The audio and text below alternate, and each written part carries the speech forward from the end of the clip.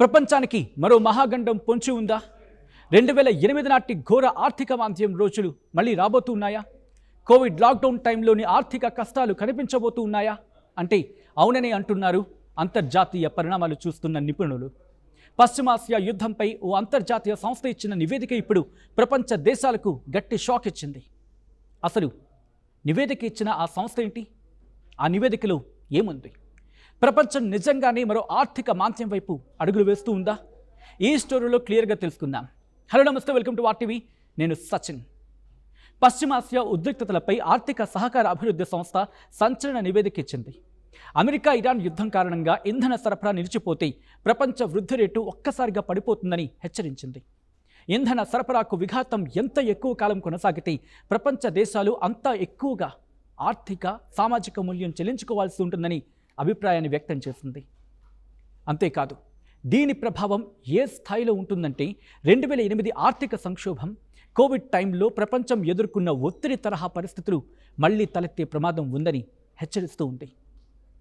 ఈ నివేదిక అంతలా భయపెట్టడానికి అసలు కారణం పశ్చిమాసియాలో ఇంధన సరఫరాను శాసించే హార్ముజ్ స్ట్రైట్.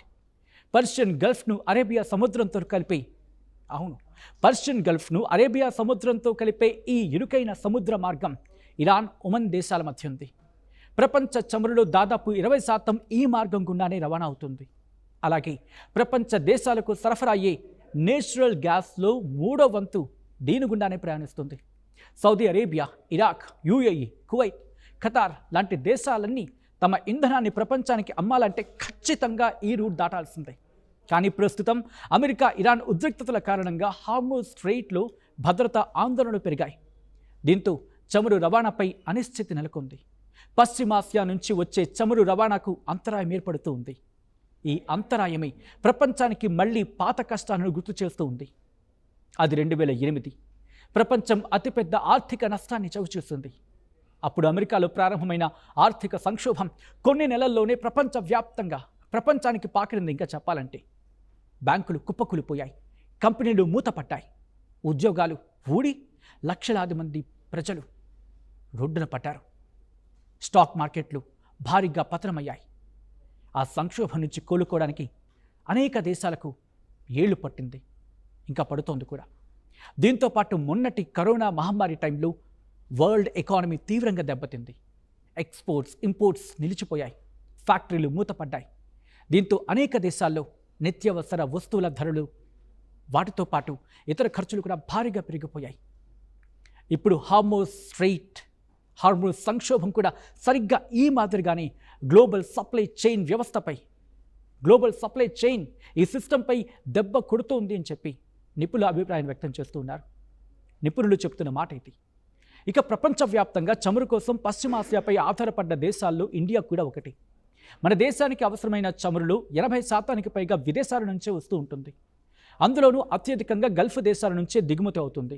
దీంతో హార్ముజ్ సంక్షోభం భారత్ను నేరుగా ప్రభావితం చేస్తుందని నిపుణులు హెచ్చరిస్తూ ఉన్నారు. చమురు సరఫరా నిలిచిపోతే మార్కెట్లో క్రూడ్ ఆయిల్ ధరలు ఆకాశాన్ని తాకుతాయి. రిజల్ట్, దేశంలో పెట్రోల్, డీజిల్ ధరలు లీటర్కు ఊహించిన స్థాయి కంటే ఊహకందని స్థాయికి చేరుకుంటాయి. ఇప్పటికే పెట్రోల్, డీజిల్ ధరలు రోజురోజుకి భారీగా పెరిగిపోతూ ఉన్నాయి. దీనికి తోడు ఇప్పుడు ఈ రేట్లు మరింత పెరిగితే రవాణా ఛార్జీలు, నిత్యావసర వస్తువుల ధరలు, పండ్లు, కూరగాయలు వీటి రేట్లు కూడా అమాంతం పెరిగిపోతాయి. దీంతో మార్కెట్లో రూపాయి విలువ పడిపోతుంది. రిజల్ట్, కంపెనీలు నష్టాలకు వెళ్ళిపోతాయి. ఉద్యోగాల కోతలు స్టార్ట్ అయి నిరుద్యోగం తాండవిస్తుంది. దేశంలో వస్తువులు, సేవల ధరలు నిరంతరం పెరుగుతూ ఉండే పరిస్థితిని ఎకనామిక్స్లో ఇన్ఫ్లేషన్ అంటారు. నేను మళ్ళీ చెప్తున్నా, దేశంలో వస్తువులు, సేవల ధరలు నిరంతరం పెరుగుతూ ఉంటే ఆ పరిస్థితిని ఎకనామిక్స్లో ఇన్ఫ్లేషన్ అంటారు. చమురు ధరలు పెరగడం అంటే కేవలం పెట్రోల్ ధరలు పెరగడం మాత్రమే కాదు. చమురు పెరిగితే ఒక ట్రక్ సరుకు తీసుకెళ్ళడానికి అయ్యే ఖర్చు భారీగా పెరుగుతుంది. ఒక రైతు పంటను మార్కెట్కు తరలించడానికి అయ్యే ఖర్చు పెరుగుతుంది. ఒక ఫ్యాక్టరీ వస్తువుల ఉత్పత్తి ఖర్చు పెరుగుతుంది. ఈ అదనపు ఖర్చు అంతా ఎవరి మీద పడుతుంది? చివరి ఆఖరికి చేరుకున్నప్పుడు సగటు వినియోగదారుడి మీద పడుతుంది. ఆ వినియోగదారుడు అంటే ఎవరు? మీరు, నేను, అంటే మనం, ఒక కామన్ మ్యాన్ మీద పడుతుంది. దీనివల్ల ఏమవుతుంది? దేశంలో ద్రవ్యోల్బణం విపరీతంగా పెరిగిపోతుంది. ఈ ద్రవ్యోల్బణం అనేది ధనిక దేశాల కంటే పేద, అభివృద్ధి చెందుతున్న దేశాల ప్రజల నడ్డినే ఎక్కువగా విరుస్తుంది అని చెప్పి అనలిస్టులు అభిప్రాయపడుతూ ఉన్నారు. ఎందుకంటే సాధారణంగా దేశాల గురించి మాట్లాడుకుంటే పేద కుటుంబాలు ఉంటాయి, మధ్యతరగతి కుటుంబాలు ఉంటాయి. సో మరి ముఖ్యంగా ఈ పేద కుటుంబాలు, మధ్యతరగతి కుటుంబాల్లో వాళ్ళ నెలవారీ ఆదాయం ఎంత ఉంటుంది మనకు అంచనాకు ఉంది కదా. సో ఈ నేపథ్యంలో వీళ్ళ ఆదాయంలో అత్యధిక భాగం కేవలం వంట గ్యాస్ కోసం, రవాణా కోసం, ఆహారం కోసం ఖర్చు చేయాల్సి ఉంటుంది. ఖర్చు చేస్తున్నారు కూడా. ఇప్పుడు ఇంధన ధరలు పెరిగితే ఆహార సంక్షోభం కూడా ముంచుకొస్తుంది. ఆదాయం ఏమాత్రం పెరగకపోయినా ఖర్చులు మాత్రం రెట్టింపు అవ్వడంతో కోట్లాది మంది ప్రజలు బిలో పావర్టీ లైన్ దిగువకు పడిపోయే ప్రమాదం ఉంది అని చెప్పి హెచ్చరికలు వినిపిస్తున్నాయి. టోటల్గా యుద్ధాలు చేసేది దేశాలైనా దానికి మూల్యం మాత్రం సామాన్య ప్రజలు చెల్లించుకోవాల్సి వస్తోంది. హార్ముజ్ స్ట్రెయిట్లో సంక్షోభం ఎక్కువ కాలం కొనసాగితే ప్రపంచ ఆర్థిక వ్యవస్థపై తీవ్ర ఒత్తిడి పడే ప్రమాదం ఉంది అని నిపుణులు హెచ్చరిస్తూ ఉన్నారు. ప్రపంచ చమురుకు గుండెకాయ లాంటిది హార్ముజ్ స్ట్రెయిట్. ఈ మార్గంలో పరిస్థితులు ఎలా మారుతాయన్నది ఇప్పుడు ప్రపంచ దేశాల ఫ్యూచర్ని డిసైడ్ చేయబోతూ ఉంది. మరి అమెరికా, ఇరాన్ ఉద్రిక్తతల కారణంగా ముంచుకొస్తున్న ఈ ఆర్థిక గండంపై, పెరుగుతున్న ధరలపై మీ అభిప్రాయం ఏంటి? పశ్చిమాసియా ఉద్రిక్తతలపై ఆర్థిక సహకార అభివృద్ధి సంస్థ సంచలన నివేదిక ఇచ్చింది. అమెరికా, ఇరాన్ యుద్ధం కారణంగా ఇంధన సరఫరా నిలిచిపోతే ప్రపంచ వృద్ధి రేటు ఒక్కసారిగా పడిపోతుందని హెచ్చరించింది. ఇంధన సరఫరాకు విఘాతం ఎంత ఎక్కువ కాలం కొనసాగితే ప్రపంచ దేశాలు అంత ఎక్కువగా ఆర్థిక, సామాజిక మూల్యం చెల్లించుకోవాల్సి ఉంటుందని అభిప్రాయాన్ని వ్యక్తం చేసింది. అంతేకాదు, దీని ప్రభావం ఏ స్థాయిలో ఉంటుందంటే 2008 ఆర్థిక సంక్షోభం, కోవిడ్ టైంలో ప్రపంచం ఎదుర్కొన్న ఒత్తిడి తరహా పరిస్థితులు మళ్లీ తలెత్తే ప్రమాదం ఉందని హెచ్చరిస్తూ ఉంది. ఈ నివేదిక అంతలా భయపెట్టడానికి అసలు కారణం పశ్చిమాసియాలో ఇంధన సరఫరాను శాసించే హార్ముజ్ స్ట్రెయిట్. పర్షియన్ గల్ఫ్ను అరేబియా సముద్రంతో కలిపే ఈ ఇరుకైన సముద్ర మార్గం ఇరాన్, ఒమన్ దేశాల మధ్య ఉంది. ప్రపంచ చమురులో దాదాపు 20% ఈ మార్గం గుండానే రవాణా అవుతుంది. అలాగే ప్రపంచ దేశాలకు సరఫరా అయ్యే నేచురల్ గ్యాస్లో 3వ వంతు దీని గుండానే ప్రయాణిస్తుంది. Saudi Arabia, Iraq, UAE, Kuwait, Qatar లాంటి దేశాలన్నీ తమ ఇంధనాన్ని ప్రపంచానికి అమ్మాలంటే ఖచ్చితంగా ఈ రూట్ దాటాల్సిందే. కానీ ప్రస్తుతం అమెరికా, ఇరాన్ ఉద్రిక్తతల కారణంగా హార్ముజ్ స్ట్రెయిట్లో భద్రతా ఆందోళనలు పెరిగాయి. దీంతో చమురు రవాణాపై అనిశ్చితి నెలకొంది. పశ్చిమాసియా నుంచి వచ్చే చమురు రవాణాకు అంతరాయం ఏర్పడుతూ ఉంది. ఈ అంతరాయమే ప్రపంచానికి మళ్లీ పాత కష్టాలను గుర్తు చేస్తూ ఉంది. అది 2008 ప్రపంచం అతిపెద్ద ఆర్థిక నష్టాన్ని చవిచూస్తుంది.